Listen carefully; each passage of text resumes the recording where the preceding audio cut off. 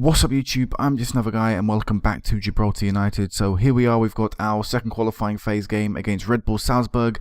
Now apologies in this video, sadly this was meant to be of course a live game as I normally do, but I messed up with the audio, something completely wrong on my behalf. And as a result, this is going to be post-commentary, and since I don't particularly feel like going through and doing a post-commentary of the match, because, well, it's not my live reaction, I don't think it'll be as good, what I'll do is I'll go through the goals, go through some of the goals we conceded, and sort of point out where I think we went wrong throughout the match, or right throughout the match, but, I mean, you can use your imagination. It's a really tough game. But before we, go into the match, I will talk about the tactic we'll be using, and then, this will be the game. So, apologies for that, of course, it won't be like that. I did a really stupid thing with the audio file, so as a result, I was unable to use it. So, yeah. Anyway, let's get into this. Alright guys, so this is the tactic that we used going into the game. As you see, it's the 4-2-3-1 I had previously mentioned. We played limited defenders pretty much everywhere in defence, limited fullbacks, etc, etc. We played ball-winning midfielder defend and a ball-winning middle support. In the defence midfield roles, we played two winger supports, a deep line playmaker support, and a target man attack. Now, I tried to take on board as much advice as you guys, were giving me. Tried to incorporate as much as I could into it. I do end up changing a few of the players. For example, Norton Rumbo actually doesn't start the game. We do change that to Baldwin a little bit later on. You will see that. But yeah, overall, I felt that, the tactic was not too bad.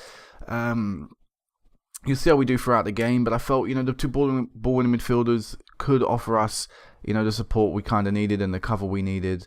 And also, I felt Catania, despite the fact being a right back, I think he offered everything we sort of needed in a ball-winning midfielder defend role. I did consider maybe putting Jose Luis Enrique there, or maybe starting Rumbo and Baldwin there, but I felt a defender would probably be best suited for that role. But overall, I felt we tried to equal everything out, tried to balance everything out. We tried to, try and offer a little bit more going forward, something we lacked last year, while still trying to keep things stable defensively, trying to sort out that long shot problem we had last year by, having the ball in midfielders, try and put as much pressure on the midfielders as we can. This is me currently looking at Baldwin, sort of establishing that I did want to change him, I did want to sort of sort him out, or sort out who I was starting. I was still deliberating up to the final, up to even the point into the game. I still wasn't too sure. There were still things or parts of the tactic that I felt I could change. For example, right now we're going to go through the mentality. So with defensive mentality, our team shape, I did have that on flexible, but as you can see there, I changed it to structured. It was a constantly evolving and building tactic, so it does change quite a bit. We go through the team instructions in a second if I want to click on it. But I believe, we approached the game we had the team instructions on, which, again, I tried to incorporate as much as you guys were telling me. For example, more direct passing we have on and clear balls to flanks. Those were definitely suggested to me.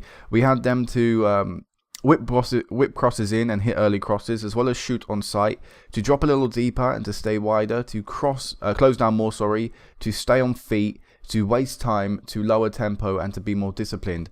The defensive mentality as well, I think, we still wanted to make sure we were solid defensively, but I did also want to try and offer more, like I say, going forward. We're not going to go through if we don't score a goal, and okay, we may concede a few here or there, but we've got to offer an attacking threat somewhere.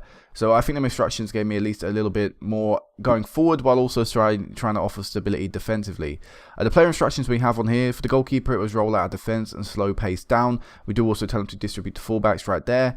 Both limited fullbacks had to close down less, sit narrower and stay wide, or run wide with the ball. A bit like last year, we wanted them to close down less, order the back four, just to try and keep their shape and try and keep the four in defence if we could.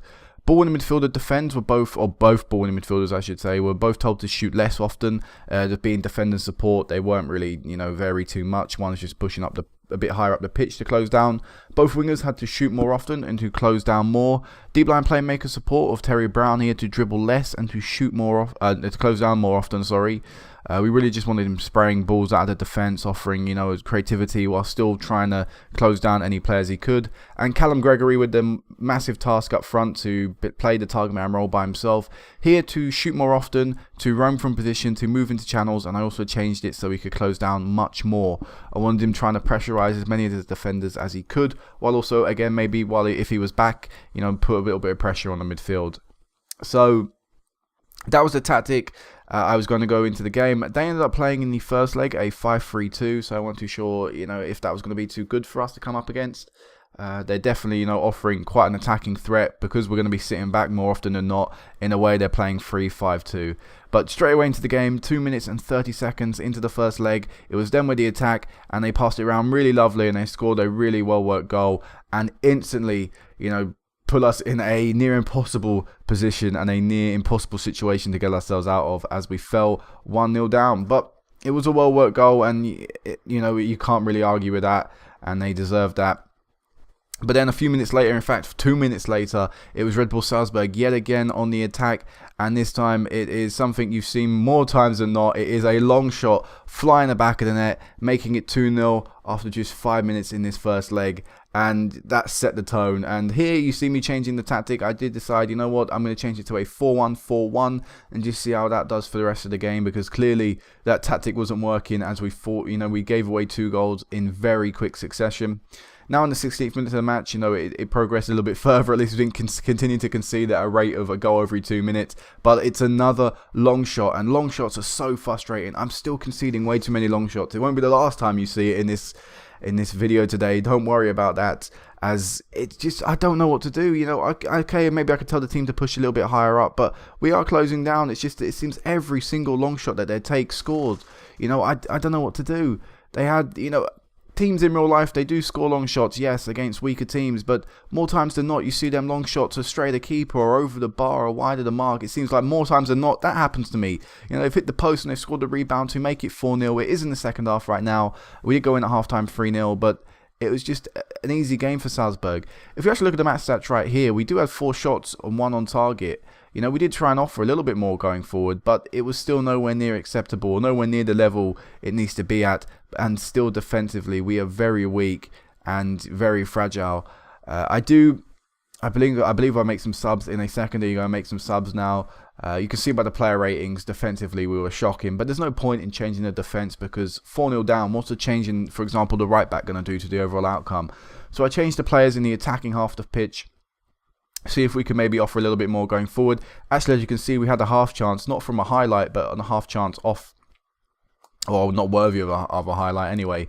But here's Coling with a shot from the halfway line. I mean, I know I've got shoot on sight on, but come on, be a little bit more realistic, Coling. You're not going to be able to score from the halfway line. And as a result, it's just given them the ball. And look at that, they've got the ball over the back of our defence. Unable to get the shot in, or the cross in, I should say, first time. But they've got it back. They're passing it around that area where we've seen so many long shots go in. And I knew it was coming. The second they got the ball in that sort of area, I knew it was going to fly in the back of the net. It seems like every goal they scored today, or every goal for some reason was involved with, oh, what a wonder goal at the bottom. The text comes up, it said, what a screamer. In fact, 4 of their goals today came from long shots. 1 of them came from a rebound from a long shot, 3 from long shots themselves, and the first one was a goal that, I can't really argue with. It was really well worked, and they just started a little bit quicker than us. So it's really frustrating, and we ended up finishing the first leg with a 5-0 defeat. And I decided going into the second leg, I wasn't going to continue to play this. Actually, I almost scored there. I wasn't going to play this tactic. I was going to go out in the second leg with a 4-4-2 and throw caution to the wind. Just see what we could do. Try and learn from the experience. Try and see if playing a 4-4-2 is a viable option in the future. Or will I continue to have to play these really defensive tactics and hope that we can grind out 2-0 nils and to go for on penalties or something ridiculous like that? So this is the 4-4-2. You can see the mentality. It's counter, flexible team shape. The team instructions are there. There were a few player instructions, which I am going to go and show you right now. You can pause them and see them there. I'm not going to run through them. I'm just going to quickly flick through them. That's what I did in the video. But yeah, it allowed a little bit more freedom. We had a little bit more going forward. I just tried in this game to worry about my own game. Try and make Red Bull Salzburg worry about our threat and not worry about theirs. Accommodate our game to what we can play, not what they play. So, that's all this game was about. I knew we were out. Of course, 5-0 in the first leg against any team is going to be hard to overcome. But when you're a team of our size against a team of Salzburg's size, it's going to be near impossible to overcome. So that's what I did. And 1 minute into the start of the game, we were passing it around pretty nicely, actually. We had the ball from kickoff and we looked pretty comfortable on it. And then this happened.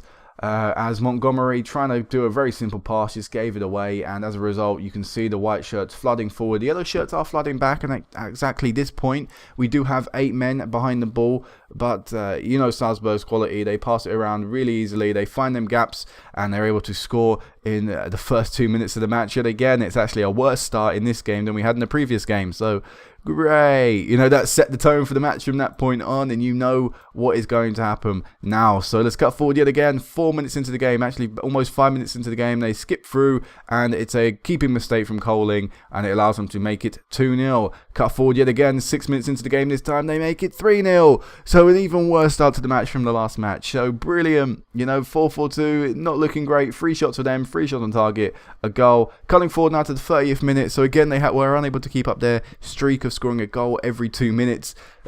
This seemed to be happening at the start of these games, but again, you sort of know what's going to come. It is a 4-0, and we do fall 9-0 down on aggregate, and there is still 60 minutes left of this game to play. It's not looking encouraging. Coming forward though to the second half with only 20 minutes left in the match. It is them on the attack. They hit the post and they managed to score a rebound. It's so disappointing to see that go in. I hate seeing rebound goals go in, but this gives me an opportunity to talk about the match stats for the game. If you look on the left, we were dominated. We were all over the place defensively.